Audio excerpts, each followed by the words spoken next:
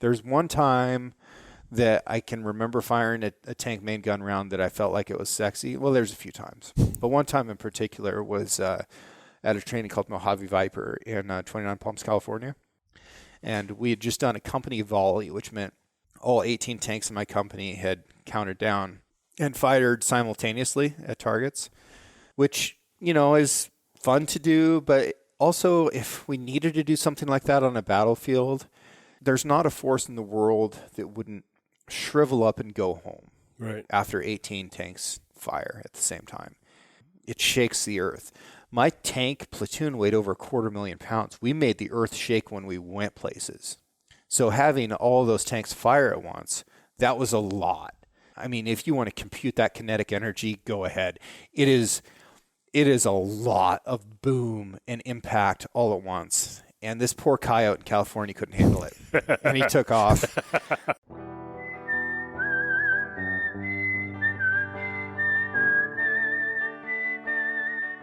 These are stories of outdoor adventure and expert advice from folks with calloused hands. I'm James Nash, and this is the Six Ranch Podcast.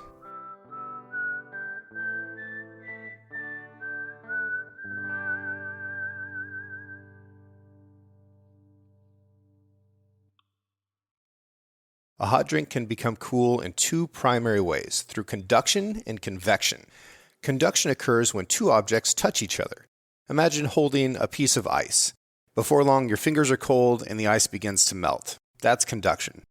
Convection occurs when a gas or liquid moves from being different temperatures. When you heat water over a stove, the warm water moves up and the cool water moves down. That's what you're seeing when water boils, and that's convection. A stainless vacuum bottle prevents conduction from occurring by creating a void between the walls of the bottle, thermos, or cup and the outside air. It prevents convection by keeping all the liquid inside at the same temperature. That's how a Stanley product keeps your cold drink cold and your hot drink hot. And they've been doing it for 110 years. The Six Ranch Podcast is brought to you by Stanley 1913, and you can check out their new and classic line of products at stanley1913.com. So this is Six Ranch Podcast with 180. We are going to twist this up a little bit. I'm Greg Jones. I'm sitting in the stone with very good friend James Nash and Kenny Poole, who we just got done talking about smoke jumpers versus rappelling. And that was a lot of fun. I got to say, that was a lot of fun.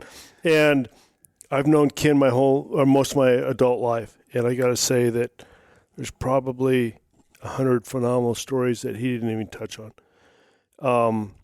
So with that said, reason for this. There's often a part two. There is. Yeah. Absolutely. Yeah. Absolutely. As you've been a victim to yourself. I think this is number 5. I Might really be. do. Yeah. So as I said, we're in the stone and we're doing a 180. There's a lot of my friends and a lot of folks that are fans of Six Ranch Podcast that have said, well, what about this? Well, what about this? What about Mr. Nash? Does he know this? Does he like this?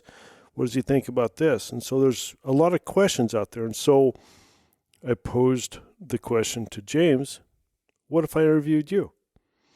And he hesitated for about a split second and said, yeah, let's do it. So here we are. So I've got a lot of questions written down. This isn't as in your intro, this is not sage advice for the hunter fisherman out there. I think this is to get to know James. And let's just dig in. Well, what a flattering thing that is, first of all, right? I think a lot of people are more interested in themselves than they are in other people. And in a lot of conversation outside of podcasts, in a lot of conversation, people only listen to someone else because they know it's their turn next. And when you have these long format intentional conversations, it's not like that. Everybody's listening. And because we've got these microphones and these headsets, it's it's a really focused conversation, and that's one of the things that I enjoy the most about it is just how focused that conversation can become. And when someone else is interested in what you think or what you've done, that's almost a verification or validation that what you've done has been worthwhile. And that's a great feeling. So for the folks that submitted questions and stuff and want to hear this, thank you. I'm flattered. Yeah. I mean, there's through pretty much every episode, you don't stand up on a soapbox and say, here's who I am. A lot of podcasts do. They spend 60% of their time in that episode talking about them, and then we got our sponsors, and oh my gosh, here's our guest. We get 10 minutes with him. I think that is what is special about Six Ranches is that we've got Stanley. Here's our guest. Let's go into it. And the array of guests is phenomenal. I mean, I've learned so much. I mean, the one that stands out is, we're kind of going down a rabbit hole here, but the one that stands out is the anaconda guy out of Florida. And on how he hunted snakes. But what stands out is the one time when he was going to go on a 10-minute little run with his wife out through the grass in his fan boat, and he gets stuck. He didn't take any water because he didn't need any. It's going to be a 10-minute run. That turned into almost an ordeal that almost killed them both. It's like, be prepared. It's never a 10-minute run. And so every episode always holds that great little gem. And in that, you've got Mr. Nash that is always there facilitating, pushing for those little nougats, but we never really talk about him. And so that's what I asked for, and that's what I'm going to try and get through this. And a lot of these are my questions. There's a lot of them are questions, inquiries that have come from people that I know. So with all that said, for the audience out there, I think that if you don't know a lot about Mr. Nash and Six Ranches, I think you should look up Leopold and the Resilience to the Core. It was a very well done short piece. You can find it on YouTube. And that is Resilience to the Core. And it will show James in his home county where he grew up. It will show him in combat. It will show him afterwards. And it will give you a template, I believe, on who this guy is. So with that said, let's start with the ranch. Yeah. Over 100 years old? 1884. 1884. Gosh, he got me beat by 4 years. And I think that we're in the Grand Ronde Valley for 8 or so years before that. Okay. So right at the end of the Civil War is when my family was like, yeah, the East Coast sucks. We're out. Generations? 5? Six. 6? 6 generations. 6 now because my little sister has 2 baby boys. Yeah, that's right. Hank and Ira. That's right. You got Hank and Ira. Yeah. So is this the ranch with you on your mom's side? Yep. So your mom, then you, mm-hmm. Now your sister. Your sister's taking it over with her husband? Yep. So Adele and Mark have taken over the cattle side of the operation. And while Mom still lives on the ranch and is involved in daily decisions, she's transitioning out of that. She's handing those reins to her daughter. Yeah. Which is good for her. Yeah, and it's such an interesting thing that Adele this week is in New Orleans at the National Cattlewomen's Convention. Mm-hmm. Talking about secession, because ranches don't get to make this transition very often. The third generation is often the most difficult. And if it weren't for Adele, this 5th generation that I'm a part of would be very difficult as well because I don't like cows. They're a selfish and troublesome animal that's always looking to die in a creative or not way. And I don't particularly like riding horses, although I've done a lot of that. I can't anymore. But the ranch I love. The land, the water, the animals, the bugs, everything on it. I love more than I love myself, and I consider the place to be the biggest part of who I am. And I myself am inextricable from that place. So it's a huge part of my identity, and without it, I wouldn't be who I am. You just destroyed 20 questions I had. You just answered them all. Welcome to podcasting, bro. You come into this with a plan, and then somebody just Spartan kicks it right down the well immediately. Oh my gosh! All right, we're gonna have to ad lib this here. Okay, that was good. I agree 100% because I was fifth generation. Yeah, and didn't make it. We've talked about that. Yeah. When I grew up in that river, we had 7 miles of river. It was one of the greatest rainbow fisheries there was, and now it's gone. But to be able to still be involved in that today, to bring that back, to work on that land, it just never lets you go.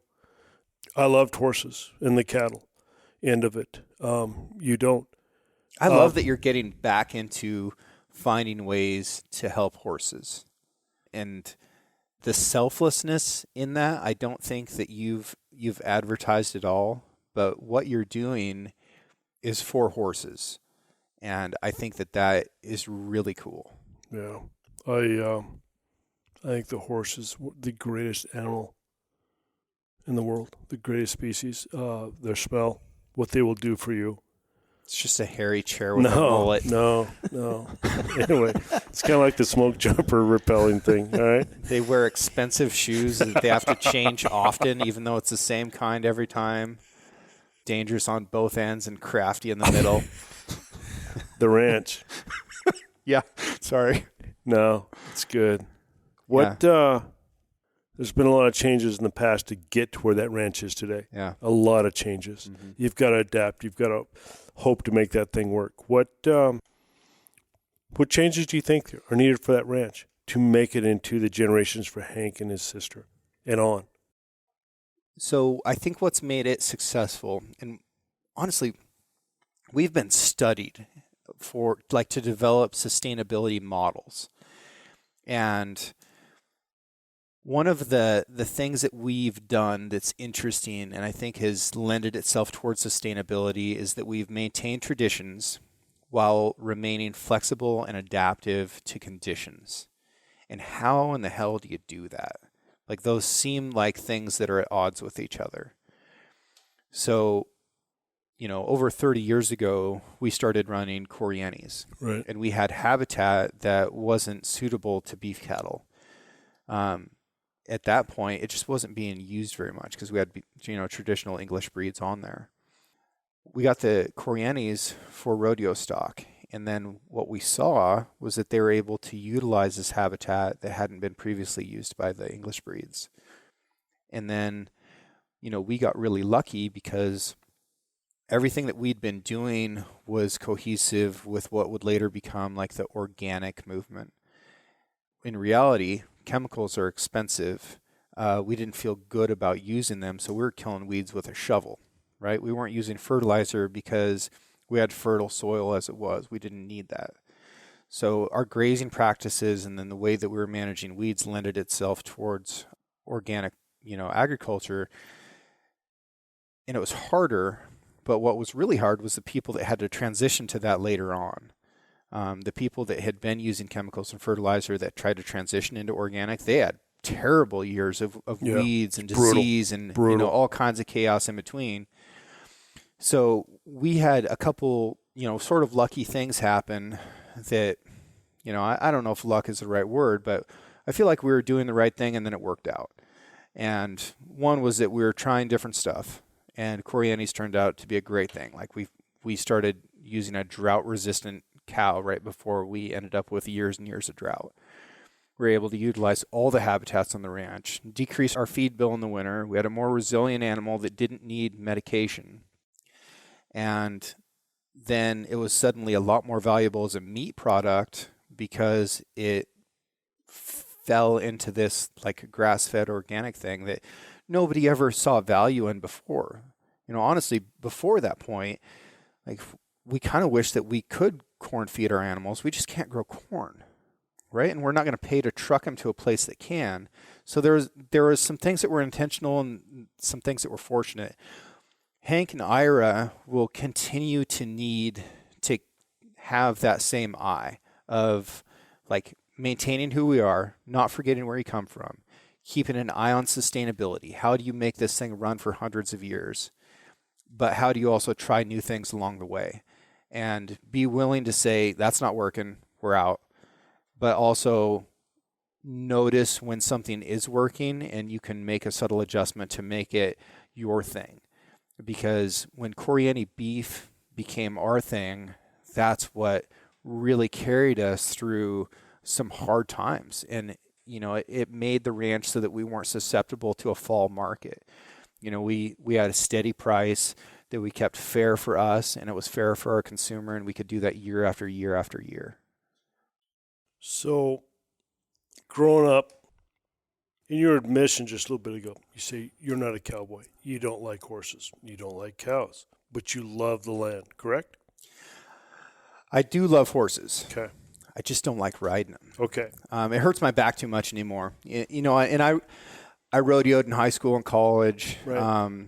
Rode horses a lot. I thought anybody, up until like my freshman year in high school, I genuinely thought that anybody that didn't wear cowboy boots all the time was a hippie, and that being a hippie was a bad thing.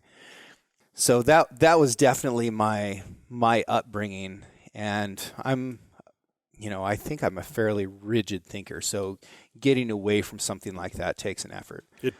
And so that was kind of leading me up to the question.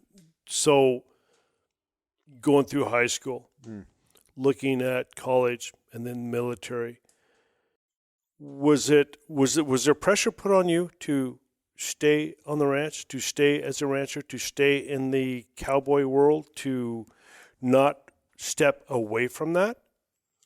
Not really. Honestly, the biggest pressures for me were to stay in wrestling. Really? Yeah. So I wrestled from the earliest of ages. Right. I was good at it, and I was competitive at every level that I attempted. And when I moved to Norway, I wrestled for their national team, and I competed around Europe, and I did very well in Norway. Wow. And then when I came back as a senior, I can't remember where that kid was from, but I wrestled an absolute animal of a kid, and he tore every muscle between my left shoulder and my left ear. I hate wrestling. And I ended up wrestling one-handed at the state competition that year, and still did well. Okay. So my opportunities following high school were still going to be with wrestling, and I dieted like crazy. So I would play football at 215 pounds. And then I'd wrestle at 160 or 171. Wow. And that 215 was like ranch kid weight. Yeah. Like I was fit. That's normal. Yeah. So I was dieting to an unhealthy level, and I started doing that in 6th grade, 7th grade, like just cutting weight insanely hard. And that was the culture around wrestling at the time. Not blaming myself or anybody else for that. That was just part of the deal. So my pressures started when I was a junior in high school, wanting to go abroad to experience something else and to wrestle in a different place. My coach, who had been with me since grade school and had continued on into high school, he'd retired, and he said that he would come back out of retirement and finish off through my career if I did not go to Norway, because he didn't want me to leave the country. And then I went anyways. God bless him. Love the guy. Yeah. Still do. But I decided to go anyways. And then when I was looking at military academies, I had a very low GPA for military academies because I was like the king of the A-. I didn't have to try very hard to get an A-, and nobody gave me crap about it. But that's not good enough when you're trying to be at an upper echelon institution like West Point or the Naval Academy. So the only way that I was going to be accepted into those places was because I was going to be able to wrestle for them. And I never really felt like, no, you've got to stay here. You can't go to college. You can't go to the military. You can't do anything like that for the sake of the ranch. But I did feel pressures around that sport. Okay. So making the decision to switch to Montana and rodeo was a little bit weird for a few people, but I still had lots of support from my family. Okay. What's the difference between a rancher and a farmer? It's sort of like the difference between hunters and gatherers. I think that farmers are going to focus on crops, whereas ranchers are going to focus on animals. Some farmers do have animals, but they're not on acreage. They're not on a large area. So I think that there's cow farmers out there. There's pig farmers out there, whereas there's also cattle ranchers. And, that means that those cattle are going to be out on some range land, and it's going to require a little bit more movement from both the rancher and the livestock to get through the year. That question was posed to me a while back, and I failed miserably. I mean, miserably at that one. Maybe someday I'll tell you what my answer was, but not tonight. I think farmers are smarter. Yeah, probably because they only work. I mean, they get that break. They get that 3-month break. They get a break. They get some more assurances. Even if farming goes bad in a modern age, there's literally insurance to help them with that. And while that does exist in animal agriculture a little bit, it's not to the same extent. Yeah. Let's jump to the next stage of your life. Let's jump to military. Yeah. You had mentioned you applied for West Point. Yeah. You had the smallest GPA ever? I had the lowest GPA that they ever accepted. That's a record. I like that. I didn't end up going. Let's take a rodeo scholarship with Montana State, right? Right. I was 17 years old at this time and a little bit hedonistic, maybe more than a little bit. So while I definitely had it in me to serve my country, I recognized that nothing good comes for free, and you got to earn it. I'd had to earn everything, and I'd seen people who hadn't earned things that they'd gotten, and they didn't find satisfaction in that. So that didn't look good to me either. Because at the end of the day, that's what we want from anything, right? Is to be satisfied. So it was in me to want to serve, but I probably wasn't mature enough to do it on somebody else's terms yet. So an opportunity like going to school at the University of Montana Western in Dillon, Montana, the trout fishing capital of the universe, where you could bow hunt on campus, where there was a gun room in the dorms, where you could see elk from the hall that I studied language arts in. That was a good deal. There's no girls at West Point. No, there are no girls at West Point, and that's honestly, when you're 17, 18 years old, that's part of your decision making process. Sure, would have been mine.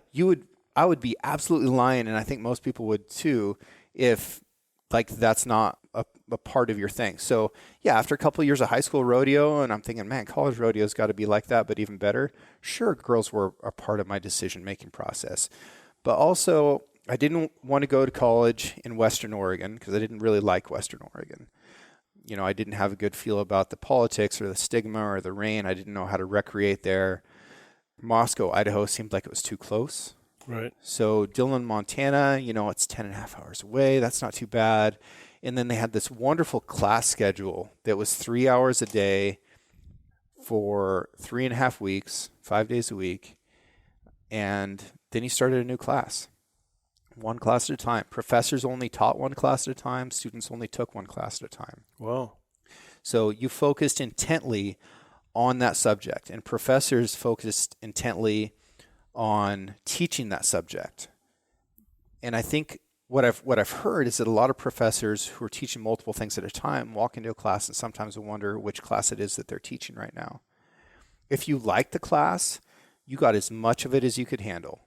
If you didn't like the class, tough it out for 3.5 weeks. You're going to be okay. And, things that were really difficult for me, like probability and statistics, boy, those are brutal. I'd spend 3 hours in the class. I'd spend 2 hours with a tutor. I'd spend an hour with a professor. I'd spend a couple hours at home working. I often had a job outside of school as well, and I could manage all that. But that's what I needed to be able to get through something that other kids could just go to the class and do, because I just wasn't smart enough in those areas. But if I was, having to take 2 or 3 other classes on top of that, then I probably would have failed in those areas where I was really weak. Let's talk tanks. Yeah. Let's talk Abrams. Abram, what, the M1? A2? Abrams M1A1 was A1. Okay. was my tank. The Gotcha. M1A2 went to the Army, and the Marines used the M1A1. And the M1A1 is what we just sent 31 of to Ukraine. As if they don't have enough problems. So that machine, that weapon, yes, is that your baby? Is that a beast? Tell me about it. That is another thing that, I was so invested and involved in that it's part of who I am. Sure. Like I am part tank and always will be.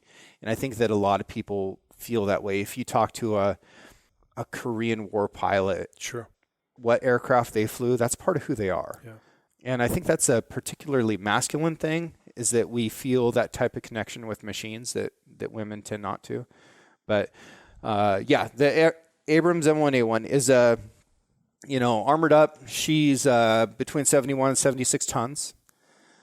Has a 120 millimeter smooth bore cannon that's about 17 feet long. 120 millimeters, like 4 inches and change. The ammunition that went in that main gun varied by type, but a lot of them weighed around 70 pounds. For the whole cartridge, the projectile would be less than that. She could run, up to 60 miles an hour ungoverned. Didn't like that all that much, but 30, 25 over rough terrain was like driving a boat over smooth water. So, how many crew members? 5? 4. 4. Yep. So you've got a driver who's down in the hole, right? And he's in the front of the tank, and he's looking through periscopes. Everybody sees out of periscopes unless you actually have your hatch open and can get out and look. So the driver's laying feet forward in a hammock looking through periscopes, and he's got a little handlebar like a bicycle, and you twist it back towards you for the throttle, and then there's a brake in the front. And it's all a pretty simple operation down there. You can't see very well. You can't see anything until it's quite a ways out in front of the vehicle, because he's looking out over that front slope. He's the junior guy. So a lot of people have the misconception that if you're a tanker, you're a tank driver, and they think that's super badass. But all my tanks were older than my tank drivers. So they're 18, 19-year-old kids just getting started. The driver promotes to the loader. And the loader sits inside the turret, and the turret can spin. That's the part that's in the middle. It's a tight space. Loaders are, even though everybody shifts through that position, loaders are almost always little tiny guys. A lot of them are barely bigger than the rounds that they're shoving in that gun. The loader has a 7.62 machine gun, which is a 308 fully automatic. It's on a pintle mount. It doesn't have sights. It's like a spray and pray, just like get away from me on this side of the vehicle kind of gun. And then he's responsible for managing and loading all the main gun rounds, as well as managing the ammunition for the gunner. And the gunner is also down in the turret. He's down in the bottom of it on the right side of the gun. He operates the gun and the controls. And he's also in charge of the tank when I'm busy, and I'm often very busy. So if I'm talking on the radio to an aircraft or to one of my bosses or to adjacent forces or to one of my other tanks, then the gunner has to talk to everybody in my tank and operate all that. He can operate the main gun, and then he has the most underrated gun on the tank, which is the coaxially mounted machine gun. It's another 7.62 308 machine gun. We carried like 16,000 rounds belted together in that gun in a massive thing. So when you hear the phrase "the whole 9 yards," that was originally the length of all the rounds that were belted together in a machine gun. This would be like the whole 37 yards. It's a lot. You would cook out a barrel before you ever ran out of it. But that machine gun is slave to the main gun, so it gets all the same gyroscopic stability and then the ballistic computation that comes with that computer system. And then you have the tank commander, which is what I was. He's in charge of everything. I've got a pistol. I've got an M4, which is a 14.5-inch barreled 223, kind of like an AR-15, but it's also got a 3-round burst. I'm far enough out of the military now that I think I can probably say without getting in trouble that I took the trigger out of mine and I put in a Geisley 2-stage trigger. So I didn't have 3-round burst capabilities, but I could damn sure make my shots count.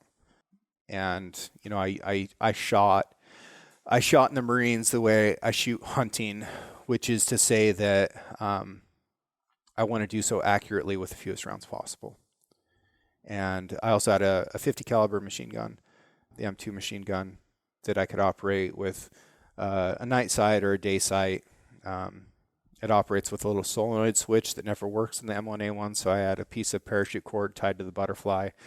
So after I would screw my handles to make sure that my traverse and elevation was correct, I would reach up and grab this cord and go bop, bop, bop, bop, bop, and kill whatever need killing, and then it's kind of like stop the bus. Kind of like that. Yeah. Sure. Like, I want to get off here. Like a little kid trying to get a semi-truck to honk. That's me firing a machine gun in a tank. What can you describe what it's like to be in those confined spaces with a crew for those time frames? In those conditions. So sometimes you're in there for a long time, days and days. And there was one instance where we'd been in the tank for multiple days, and I had a cooler full of Snapple iced teas in the rack on the back of the turret. And I slowly became obsessed with the idea of getting a Snapple. And it consumed all of my thoughts. You should have Snapple for life because of that. It consumed all of my thoughts. And eventually I broke down and I said, boys, nothing's happened for a while. Who wants a Snapple? And I jumped up on top of the turret and I stretched, got like my back to kind of straighten out for the first time in days, because it's a tight space in there. I'm telling you, it is not. I couldn't even wear my armor. So my body armor had side plates that were like maybe twice the size of a deck of playing cards. They're called SAPI plates, small armed protective inserts. You can stop a 308 round. I couldn't even wear those and get in and out of the turret. And this is when we were like starving to death, because we hadn't had like real food in months. We're eating like smoke jumper rations. You don't get those. No, we're eating goat soup and rice. It's pretty friggin' gross. Although we got a gallon Ziploc bag full of single serving Arby packages, like the Arby sauce things, right, from some random church in Iowa. And I hope every member of that church goes to heaven, because that was a game changer for goat and rice soup. No kidding. That had a little Arby sauce. So that stuff did get there. It did. Yeah. No kidding. Random stuff would get there. Yeah. Important stuff often would not. We had some guardian angels that sent us, huge amounts of gear out of their own pockets. A gentleman, I won't say his last name, but his first name was Mark. Mark sent, I don't know, close to $50,000 worth of gear to my tank company out of his own pocket. That included cigarettes, chew, GPSs for our wrists so we could navigate, Leupold binoculars, a thermal spotter, which was illegal to send over there. Don't know how he did it. Wow, really? No thermal? It's illegal to send thermals overseas. Is it?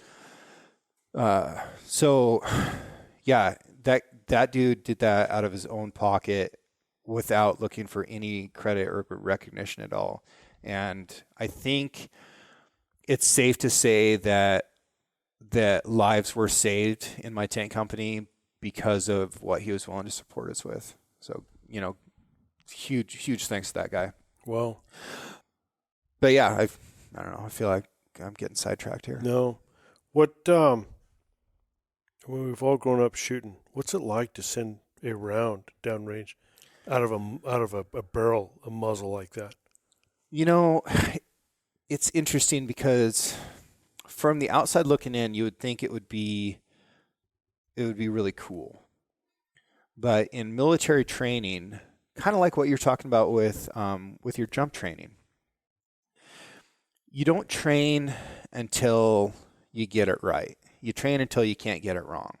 And there's a lot of process involved. And one of the sayings is that pain retains. Sure. So you train in such a painful way with such repetition that it becomes part of your psyche to do it in this specific way. Right. So by the time you actually get to the doing of the thing, you've practiced it so much that there's no sex appeal left. Yeah. It's all wore off. There's one time that I can remember firing a tank main gun round that I felt like it was sexy. Well, there's a few times. But one time in particular was at a training called Mojave Viper in 29 Palms, California. And we had just done a company volley, which meant all 18 tanks in my company had counted down and fired simultaneously at targets, which, is fun to do. But also, if we needed to do something like that on a battlefield, there's not a force in the world that wouldn't shrivel up and go home after 18 tanks fire at the same time. It shakes the earth. My tank platoon weighed over 250,000 pounds. We made the earth shake when we went places. So having all those tanks fire at once, that was a lot. I mean, if you want to compute that kinetic energy, go ahead. It is a lot of boom and impact all at once. And this poor coyote in California couldn't handle it. And he took off. And I took the gun because I'm a tank commander and I've got control. So I grabbed the gun, my gun, put it on it, loader load Sabo. He loads a Sabo round, which is just a steel penetrator in practice. So it's, an inch in diameter or something like that. It's just steel. And this long dart looks like a thumbtack, but all the other parts of it fall off. Right. And that's why it's called a Sabo. So we just have this steel penetrator going out there. Loader load Sabo on target. I shoot. And when you shoot this 17-foot, 7-inch cannon that weighs over 2,000 pounds and has a gun mantle the size of that wood stove, slams back right next to my left shoulder. And any time before I shot the main gun, I would sweep like this to make sure my loader wasn't in the way because it would kill him if he was. So sweep like this, shoot, and you can see in the thermals, because it was at night, we were driving about 30 miles an hour out over the kind of the wadis and shit there in 29 Palms. You see this round arcing out there, and you see the coyote running, and my gunner, he was great. He was great. He got killed on our first mission. One of the best gunners in the Marine Corps. And he goes, "Sir, it looks good. It looks good." And you can see this round coming in. The coyote's running, and it hits, and there's dust that sprays out everywhere. And the coyote takes off, running off the side, and he makes it, 10 yards, and he starts flipping. And I had hit that coyote with that steel penetrator at 3,650 meters while we were driving, and he was running in the dark. How far out can you do that? I would expect a first round impact out to 4,000 yards. 4,000. Yeah. Wow. Yeah. And with a 50 cal, 1,830 meters, I believe, was what they said we were effective to. I always shot bursts, usually a 5-round burst. So by the time you let go of your little choo-choo cord, right, you've usually got 5 rounds going down range, because I think cyclic on that gun is about 600 rounds a minute. So pop, pop, pop, pop, pop. I had first burst impacts out to 2,800 meters with that gun. Wow. Accurately. On a, let's say, moped-sized target. Right. For example. Let's talk Afghanistan. Okay. What was the heat like? Was it something that those of us, and unless you've been there, you just can't comprehend? You can't comprehend the brightness to start with. Does it just hurt? It's overwhelming. Really? It's thick light. I don't know that I ever saw a star while I was there. There's a lot of dust in the air. Yeah. And it's incredibly bright and hot. I saw temperatures in the shade of 130 degrees. I saw temperatures in the tank of 150, which is a well-done steak. You almost can't drink enough water. A lot of your coffees that get served to you are around 130 degrees. So let's back up. So when you said 150 degrees, is that inside the tank? Yeah. That's inside the tank where these 4 crew members you're at. Yeah. So you've got to drink just a huge amount of water to stay alive in that condition. And then the water you're drinking is hot to the touch. Sure. You can barely handle it. And you've almost got to worry about like the plastic that the water bottle, Sure. It's a lot. So you're drinking this water that is scalding hot, that burns your mouth, but you've got to be drinking multiple gallons of it a day. So almost constantly drinking water, almost never taking a piss, and you can't get out of the tank, otherwise you might get shot. So if you do piss, you're going to do it in a bottle, but you're usually just sweating it out before that ever even becomes a factor. It's incredibly hot, and then just trying to keep people doing this very difficult job under those conditions is hard. Not to mention doing it yourself, right? So first of all, I've got to do this job myself. I'm commanding a tank platoon of 4 tanks in combat. We're trying not to get blown up by IEDs. I'm trying to talk to my adjacent forces on my radio. So my radio had 3 channels that I would hear simultaneously. One of them would be my boss. One of them would be adjacent forces, and one of them would be my platoon. So there's 3 conversations going on all the time. And then I've got a little switch that goes ABC that I've got to operate back and forth for who I'm communicating out to. So I'm only ever talking out to one group of people, but I'm constantly being talked to by 3 groups in addition to the chat from the intercom of my own tank. So it feels a little bit like some of the scenes that you see in comics from like superheroes that can hear really well, and they get overwhelmed. That's always the scene, right? Is they can hear everybody all at once all of a sudden, and they're freaking out. That's your whole life when you're inside the tank. So you've got to conquer that for yourself first, but you're also a leader for your other tanks in your platoon and those crews, and then your crew inside the tank, and you've got to be looking out for the welfare of everybody. So the pressure that's on you as a tank platoon commander, it's incredibly intense, and you have no one to talk to, right? So there's very clear rules about fraternization. So I can't go to any of my enlisted Marines and talk to them about anything that's going wrong or that I'm struggling with. That's not an option. I really can't go to my CO and show that type of weakness either. So you're all alone in this pressure, and it's tough. It's a tough job.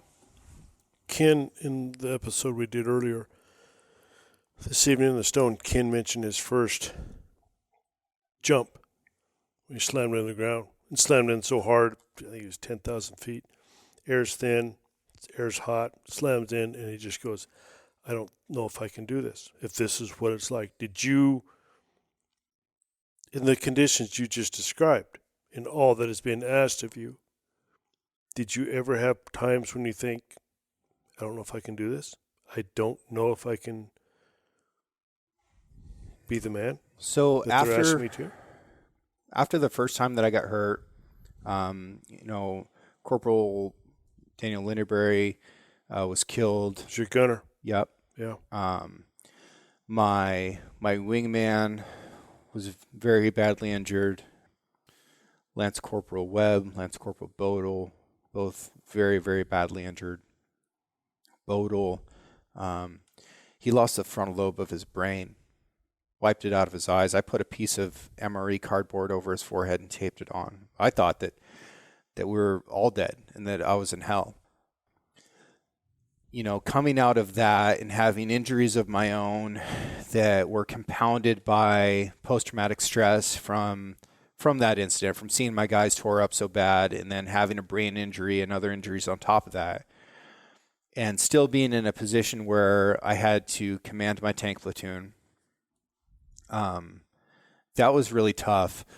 But one of the hardest parts of all of that was honestly having to write awards for Corporal Linneberry for what he did for those other Marines. And in the writing of those awards, I had to go back into incredible detail for what had just happened, like the most traumatic shit ever in my life, some of the most traumatic shit that could possibly happen to any human. I had to go back over it and write about it and draw diagrams of it and interview people about it over and over again for a couple months. That award process is incredibly lengthy, and you get questioned on every award you write in the Marine Corps. If a Marine gets an award, they absolutely earned it. You're not going to find somebody that got a Bronze Star for cooking hot dogs. So it's a tough process, and reliving that over and over again is against every medical doctrine of rehabilitation for post-traumatic stress.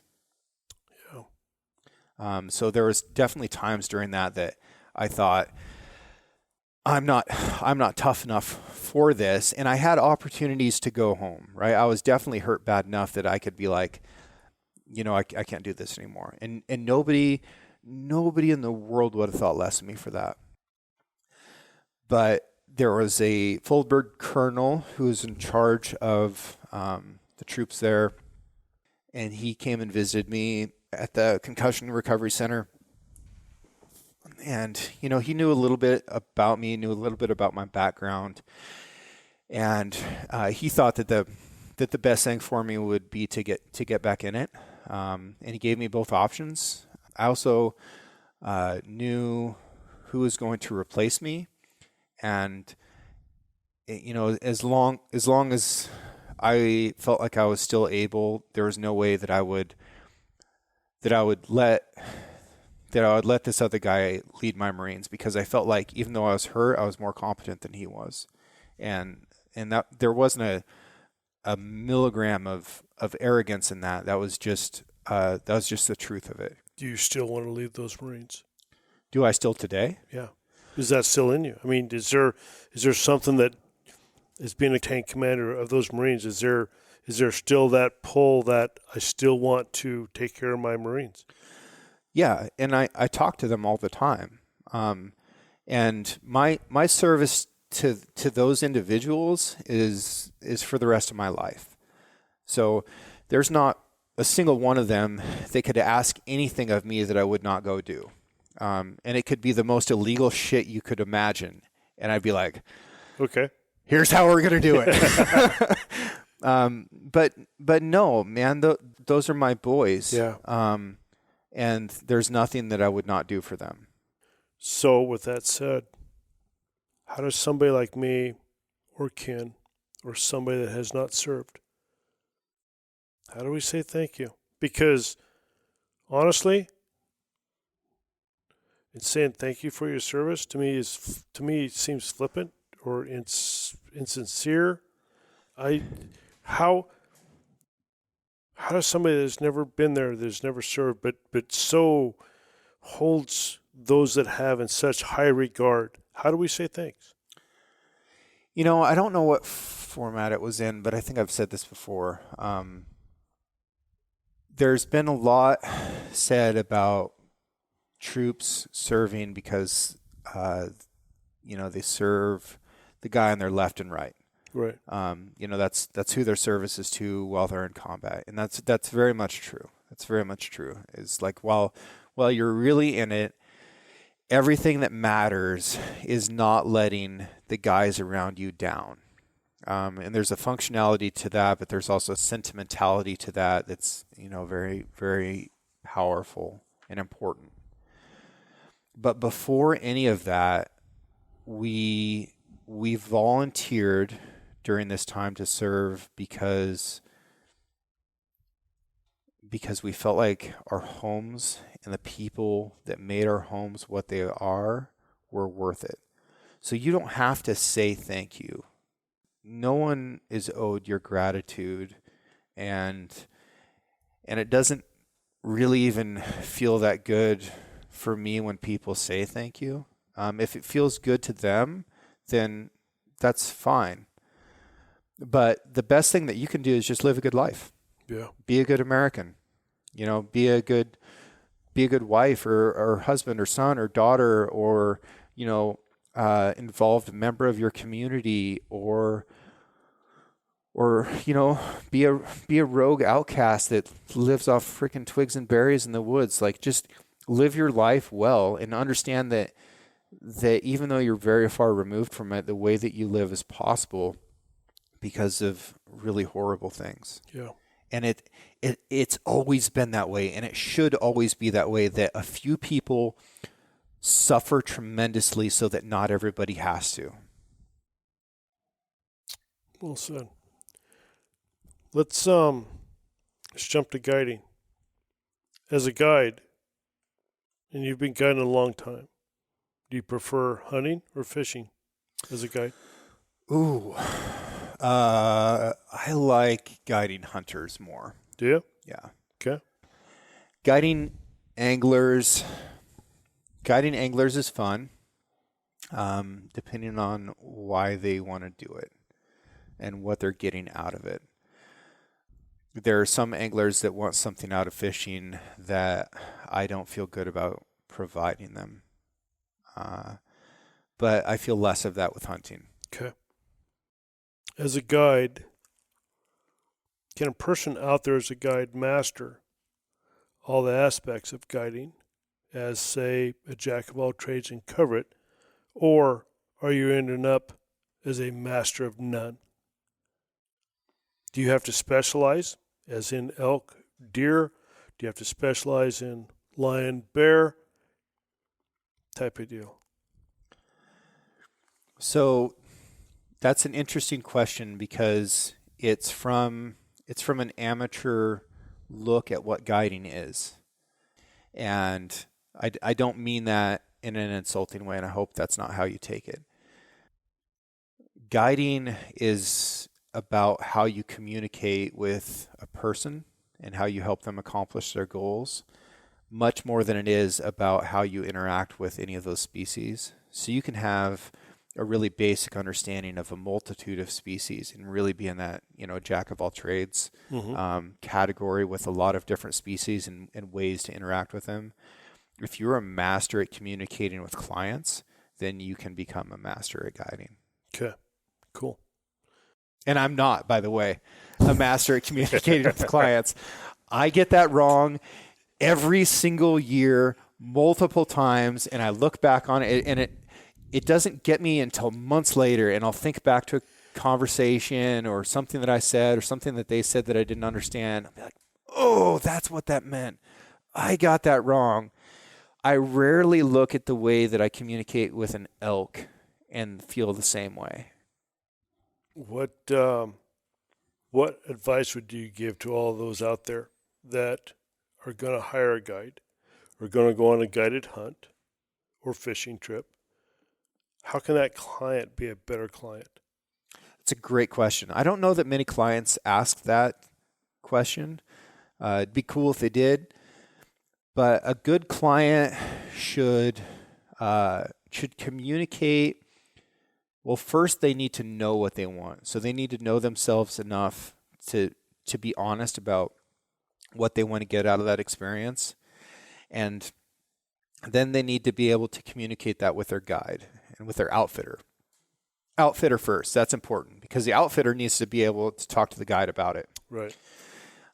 So that's really how it should go. It's like, okay, I'm a client. I want to go do this kind of hunt, and this is what I hope to get out of it. So I'm going to do my research. I'm going to figure out if this hunt actually has that to offer, and I'm going to understand that by talking to the outfitter and talking to clients who've been successful and unsuccessful with that outfitter.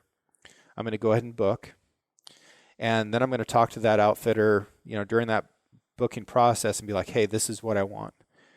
And then right before the hunt, I'm going to do it again. I'm going to talk to that outfitter and be like, this is what I want. This is what I need in order to be satisfied with this hunt. And if it's unrealistic, any good outfitter will tell you. and can manage your expectations for what is actually available there. You can't go to a McDonald's and ask for Chinese food because it's not there. So we've done that part. Now the outfitter, because he's a good outfitter, is going to talk to that guide and be like, hey, this is what this client needs. And this is how to make sure that they get what they need. And then that guide is going to break his back to make sure that happens. You hope. If it's a good outfit. If it's a good one, yeah. What, we're going to get kind of specific now. What hunt jumps out at you as being one of the best you've ever experienced? This is constantly evolving, but, my favorite hunt in the world right now is hunting for fish underwater. Spearfishing offers me everything that I could hope for out of a hunt. But for hunting the way you were asking about, I love hunting in Texas. I like the travel down there. It's not too painful. I love the culture there. The food is incredible. The people are awesome. They're proud to be Texans. They're happy to have you there. They're great hosts. There's all kinds of wildlife available. You get to sleep inside afterwards.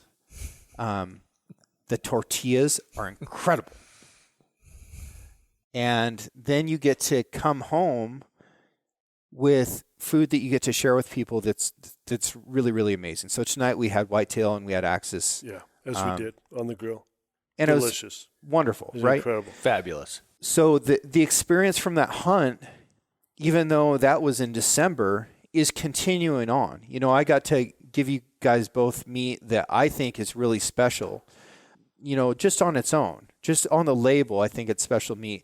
In addition to that, I have this experience backing it up that makes those animals and everything about it special for me. So I get all this continued satisfaction out of it. And, it's something that I really wish that I could do every year. The guy that I hunt with, Brandon, he runs El Sapo Guide Service. In a lot of ways, I think he's the ideal outfitter. And I use him as an example for all kinds of things that I feel like I can improve in my own business as well, because I feel like he's doing such a good job. And, I'm saying nice things about him. Brandon is a friend of mine at this point, but before I hunted with him, I'd never met the guy. That's how a relationship should develop with an outfitter. And, if you've hunted with somebody more than once and you don't feel comfortable just calling them on the phone to talk about your day, then you probably weren't hunting correctly. Because if you hunt with somebody more than once, they should be your friend. And not just a friend, but that super special category of friend that we call a hunting buddy. Yeah. And nothing else is like a hunting buddy. Yeah. Right? That is sacred. Yeah. So because I've had such a good experience with him, and even, the times that I've hunted Texas without him, I think it's just incredible. So it's an all-year thing. It's relatively convenient and affordable. It's a tremendous hunt. So I love hunting for axis deer in Texas. That's my number one. Over the years, I'd also kill 3 good men to go back to Tanzania.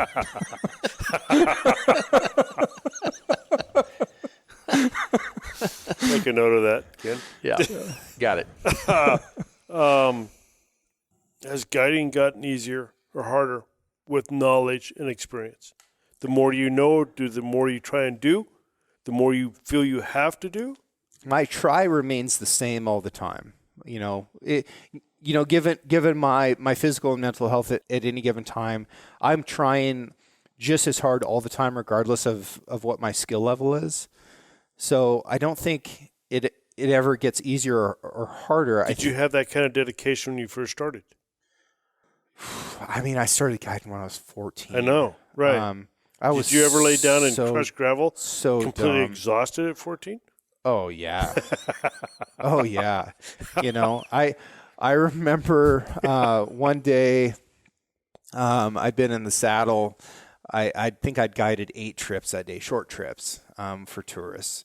It was brutal. But I noticed that on these short trips get short tips, but you get a bunch of them. So, I guided 8 trips. I came back. There was another group of tourists ready to go. And the other guys were kind of hemming and hawing and jingling their spurs. And I was like, I'll take them. And I'd been in the saddle more than anybody else. So I felt a little bit insecure about saying that. Those guys were pissed because I jumped on the opportunity. But the owner, who was a national champion wrestler, said, I appreciate your work ethic. And I got to take those guys out, and I got another tip. And, of course, I was exhausted. I was so tired. And, my horse looked like a, shampoo commercial by the end of the day. It was so lathered up. But, we were working hard. And, I always want to work hard. I think that's the equalizer that ranch kids, blue collar kids have, is that when they come up against something that they might not have the mental aptitude to do, they can outwork the situation. Yeah, agreed. So there's been a bunch of things that I've sucked at, that I've tried really hard at, and I've outworked everybody else. And that's almost always been to my benefit. The times that it hasn't been to my benefit, it eventually has, because the people that don't appreciate that extra effort aren't people that you want to be dedicating that work to. Yeah. What's your dope? What's your heroin? What turns your crank? What pulls you day and night? Right now? Yeah. Spearfishing. Spearfishing. Yeah. I mean, I'm obsessed with the thought of it. I'm trying to get them to change regulations in Oregon so that places that have unlimited bag limits on smallmouth, that I can go spearfish there. I'm thinking about, other freshwater opportunities that I have. And then I'm thinking about ways that I can work harder and earn more money so that I can get into warm places and advance my skills. It's such a mentally challenging, physically challenging, spiritually challenging hunt that is incredibly satisfying. Being able to swim into a cave 25 feet deep with current, panicking, and get a spear into a freaking snapper, get back to the surface without dying, get that fish in the boat before a shark can nab it, and then walking into a restaurant with that fish in a bag, having the chef come out and compliment your snapper and then bring it back out to you cooked, and watch a Mexican sunset while you eat that thing. I've never been more satisfied with anything in my life. That was freaking awesome, and I want more of it. That's cool. That's it. That's so cool. That's awesome. When you look in the mirror, who do you see today? Oh, it's not great. No? No. Really? My self-image isn't great. I never feel like I'm doing enough. I never feel like I'm doing right by everybody else. I feel like I can be doing more for my friends and family. I feel like I can be doing more for myself. My ambition for every aspect of life is insatiable. I cannot ever quite get enough. And if I set a goal that I reach, I find it to be hollow. I find that vacuous. There's nothing less satisfying than reaching a goal, because that tells me that I didn't set a goal that's high enough, and it just feels like shit. So I like the try. I need the try to get there. Yeah. I just don't do well once I get it. So I don't get to look back at anything that somebody else would consider an accomplishment in my life and see it as such. Wish it wasn't that way, but it is. Last question, and this was thrown out there a couple times. You going to keep the mustache? So the mustache. My little sister made an important observation about this. I got a compliment when I was returning a rental car in North Carolina after a bear hunt from this really charismatic black dude. And he was really excited about my mustache, and he wouldn't stop talking about it.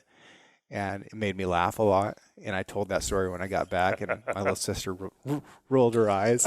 And she goes, "Oh, so you're keeping it forever now?" So I think I probably am, unless there's like a terrible incident with a fire or something. There's a lot of people out there that are hoping that. Yeah. Oh God, please say yes. Yeah. I know. Teresa's been a mustache supporter throughout. Yeah. Yeah, it's not always easy. I eat quite a bit of it. It's terrible with the compound bow, and certain rifle stocks like to claim pieces of it. That's why it's usually a little bit shorter on my right side than my left. And that asymmetry drives me bonkers. But yeah, it's probably here to stay, boys. Awesome. Good. I appreciate you giving me the opportunity to flip the mic and to ask these questions from me and from a lot of the fans out there. Can I ask you a question? Sure. Fire away. When can folks expect episode 1 of the Stone podcast? Whew. We got a lot of talking to do before we get there. There's a lot of things to wade through. I don't know if a podcast is all talk, buddy. Yeah. I like the title, The Stone, the podcast and the Stone. It's fitting. I think this is number 5. So since we've talked about the Stone before, the Stone house that you built, there is an addition to it, which I think is worth bringing up since you two gentlemen were part of it. There is. I was, I'm going to say I was checker hunting with Ken here a few years back, quite a few years, about 5 or 6 years back, which you love to checker hunt, by the way, right? Yeah, it's a great use of anyone's time. That'll be a whole episode down the road. I was out in the Waihe country, and I come across, I don't know, we were probably 1,000 feet, 2,000 feet above the water line, hunting for chukar, and I was pushing underneath this rim, and I come across this inscription that was scratched into the sandstone, and it was Verl Thayer, 1917. VERL. Yep. TH. Verl Thayer. AYER. Yep. 1917. Yep. And I know the story that goes with that ranch. They had one hell of a ranch. The time there was 8 boys. They come over the wagon trains, and they had a keg of beer, and they crossed the Snake River, and it was kind of harrowing, I guess. And I'm not sure the full story, but if I remember right, it was quite harrowing, and those boys thought they should tap that keg of beer. And the rule was wherever they tap the keg is where they stay to make a new life. They tapped the keg, they crossed the river there on the Snake and said, hey, this is where we stay. There was 8 boys, and one of them was Verl. And Verl was one of the really good cowboys. And they put together one heck of a ranch. They really did. And I've run around with, and I'm very good friends with, a descendant of the Thayer family. I know his dad very well. His dad flew the very first turbine Huey helicopters, tested them before Vietnam, and pushed them through their limits to see what they could handle. And anyway, that name meant a lot to me up there, and it was deteriorating quite a bit. And I wanted to save it. I didn't want it to disappear, and so it's probably carved 3/4 of an inch deep in that sandstone. Yeah, about 3/4 inch deep, and who knows how deep it was back then when he actually did it. And so we went to a lot of work to save that, to get it here and place it back into the stone. And it's got a special place up there. Was it light? Was that a light rock? So just to give everybody an idea of what that is, it's 38 inches long, 16 inches wide, and 12 inches deep. And, solid sandstone. And I don't know, 4 trips to get it cut. And then we went up there and built runners. And when she come loose, we slid it out, and we had a bed of sand to let her come down into. And when it came out, we couldn't hold it. It was heavier than what we could hold on to, and that really surprised me. And we set it down, but she come down a little bit too hard, and she cracked and broke, and that broke my heart. But I thought, okay, we got 2 pieces. 2 pieces turned into 4, before we got off the mountain. And but we did. And so it'll be protected there for forever. Vernal Fair, 1917. And a drawing of a horse. The drawing of the horse was Rankin Crow. He was quite a cowboy in this country. I knew Rankin Crow when I was a kid. I could always go into the saddle shop when we would come to town at Vail, the Vail Shoe Shop, saddle shop, and Rankin would always be in there. And he always knew who I was because he ran a lot of horses up in our country, wild horses, and had horse traps and stuff. And he knew my granddad very well. And every time he saw me, he always told the story of the first putt-putt motorcycle he ever saw. It was my dad was driving it. He was up the head of Hunter Creek. He had his pants down around his ankles, going to the bathroom. One morning, my dad come flying by in that putt-putt and scared him so bad he pulled his pants up and left the whole mess right there in his pants. And he told me that story, I'll bet you 15, 20 times. And so he always drew either a longhorned cow or that horse in caves, and carved them in trees and carved them in sandstones. Rankin Crow drove, he had a bucking stock and a rodeo stock. And he drove them all the way across Oregon, all the way to Portland, with rodeos in just about every town all the way across. And had a couple shows in Portland and sold everything and come home, I think, on the train. Was quite a cowboy. Neat guy. Really neat guy. And I've seen that horse inscription around the country in a couple caves, and a couple big sandstone rims, mainly up in that Ironside country where he kind of hung up around. So when I come across that in a rim not far from Vernal Fairs, I thought, I need to save those. I think, because in time they'll disintegrate and they'll just be lost forever. And I wanted to save them. And so with help from a very good friend, we got them out of there. And there we go. Yeah. Yeah. I like it. A nice addition to the stone. I like that that carving of the horse. It is special, huh? They were all the same. I mean, the minute you saw that, you knew who it was. It was Rankin Crow. The jaw is right. The eye is right. The ears right. The reins, the whole bit. The ears are right. Yep. Not only are the ears right, but the ears are right for what that horse should be doing right Agreed. there. Yeah. No, it's a neat piece. On. Yeah. Spot on. Pretty cool. Yep. What's next for the stone? I got a rim that has Ben Jones's name scribed into it in 1912, I believe. It's where I grew up. It will go into one of those two sections. There's two of them. One is scribed in there of 1882, and another one is 1912. And he, the center of the family, good friend of mine, Bill Williams, used to chukar hunt with him. Ben was old. Bill was a young teenager. Bill had polio. Ben took him under his wing and said, let's go hunt chukar, and let's get your legs strong again. And Bill never forgot that. He thought the world of Ben Jones. And so there's a chunk of rock that's got Ben's name scribed into it. Ben was a no-nonsense, guy. There was no fluff with him. He was quite a guy. Over here, I got the taps hanging right there. Those taps were made in Visalia, by the Visalia Saddle Company, and I rode Ben's saddle for quite a few years. Tapaderos. Yeah. And so, what are tapaderos? They go over your stirrups. They protect your feet from limbs, brush, stuff getting up through them. You get a big limb up through your stirrup, gets into your horse, and now you got a wreck, and so helps for sorting cattle too. Yeah.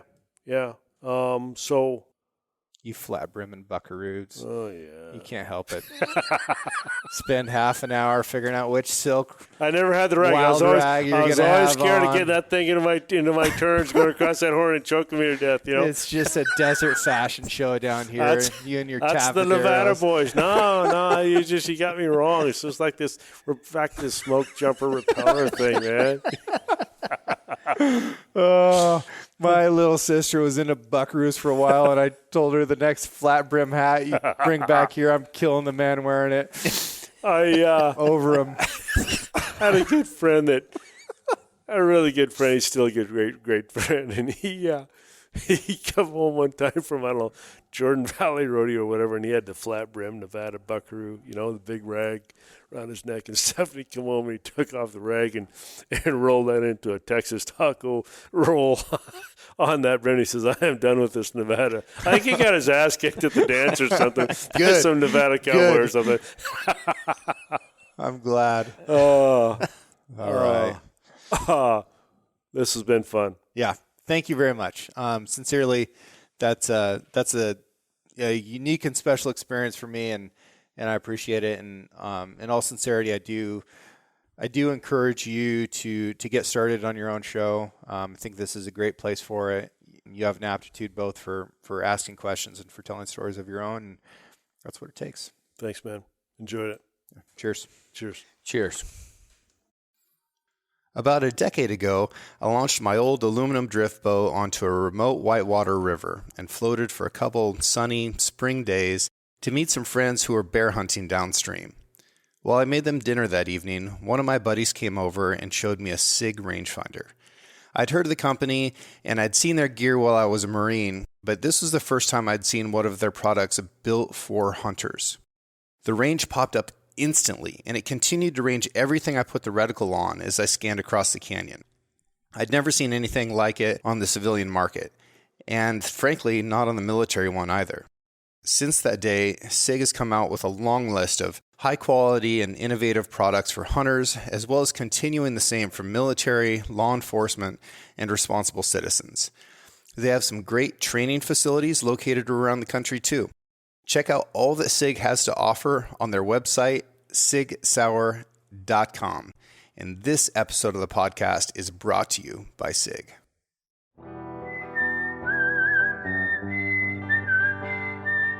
Thank you for listening. If you enjoyed this episode, please subscribe and share the show with a friend. You can also rate the podcast and leave a review. Your support allows me to keep doing what I love, which is meeting incredible folks and sharing their stories with you. For more content and photos, follow the show on Instagram at Six Ranch Podcast or me at Six Ranch Outfitters. This episode was produced by Emily Brannigan, with original music written and performed by Justin Hay. Art for the Six Ranch Podcast was created by John Chatelain and digitized by Celia Christofferson. Tune in every Monday for a brand new episode of the Six Ranch Podcast. I'll catch you next week.